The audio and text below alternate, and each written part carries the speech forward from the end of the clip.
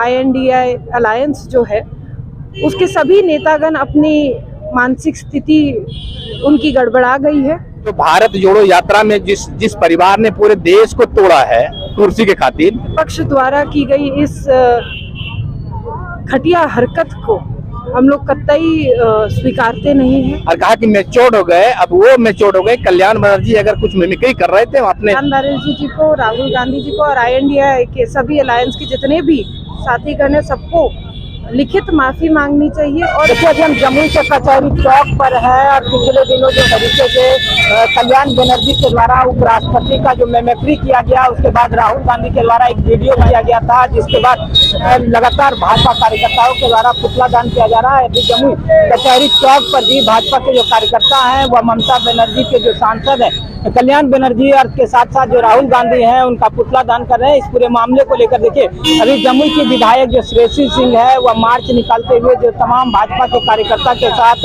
निजी विवाह भवन से लेकर जमुई कचहरी चौक पर आई है। और आप साफ तौर पर तस्वीरों के माध्यम से देख सकते हैं कि यहाँ पर पुतला दहन किया जा रहा है। अब इस पूरे मामले को लेकर देखिए जमुई के जो विधायक श्रेयसी सिंह है उन्होंने कड़ा प्रतिक्रिया दिया है। साफ तौर पर उन्होंने कहा है कि राहुल गांधी और इंडिया जो गठबंधन है उसके तमाम कार्यकर्ताओं को, तमाम लोगों को, पूरी जनता से माफी मांगना चाहिए। उपराष्ट्रपति पर जिस प्रकार से उन्होंने कटाक्ष किया है उसको लेकर माफी मांगना चाहिए। अब कचहरी चौक पे एकजुट हुए हैं ये दिखाने के लिए कि जिस तरह से पार्लियामेंट में हम लोगों के स्पीकर का मजाक उड़ाया गया, जिस तरह से कल्याण बनर्जी जी ने उनका मिमिक्री करके मजाक उड़ाया, राहुल गांधी जी ने उसका वीडियो बना के एक तरीके से लोकतंत्र की पूरी व्यवस्था का मजाक उड़ाने का काम किया है, उसके विरोध में आज हम सब लोग कचहरी चौक पहुंचे हैं। ये निश्चित रूप से देखिए जहां जहां लोकतंत्र जिंदा है वहां पे पक्ष विपक्ष दोनों होते हैं, लेकिन विपक्ष द्वारा की गई इस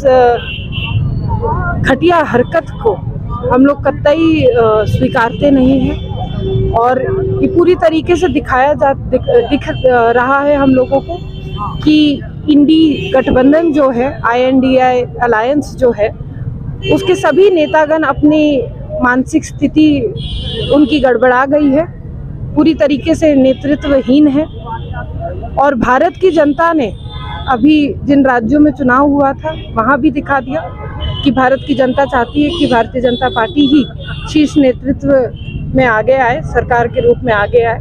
और मुझे लगता है कि ये सब जो चुनाव के रिजल्ट्स हम लोगों के सामने आ रहे हैं और जिस तरह से आने वाले लोकसभा के चुनाव में भी हम लोगों को मजबूती मिल रही है, मुझे लगता है कि INDI अलायंस के सभी जितने नेतागण हैं वो अपना मानसिक संतुलन खो बैठे हैं और इसी वजह से इस तरह की घटिया हरकतों पे उतर आए हैं। ये कहीं से शोभा नहीं देता कि लीडर ऑफ ऑपोजिशन खड़े होकर इस तरह का मिमिक्री कर रहे सांसद का वीडियो बनाए और फिर देश की जो लोकतंत्र की व्यवस्था है उसकी खिल्ली उड़ाए।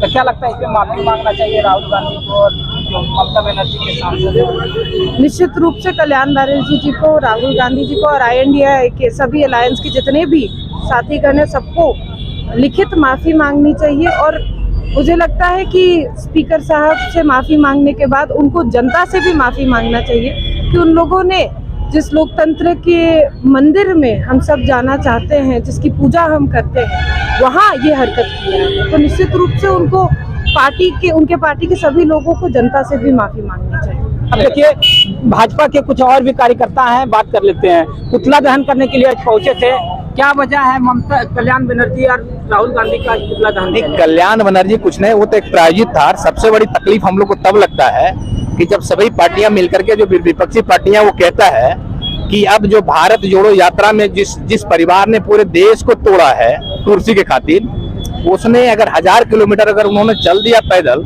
और कहा कि मैच्योर्ड हो गए, अब वो मैच्योर्ड हो गए। कल्याण बनर्जी अगर कुछ मिमिक्री कर रहे थे अपने अपने उपराष्ट्रपति के खिलाफ में और उसको उन्होंने वीडियो रिकॉर्डिंग करा था, तो कितना मैच्योर्ड हो गया जनता ये तय करेगी इनके खिलाफ।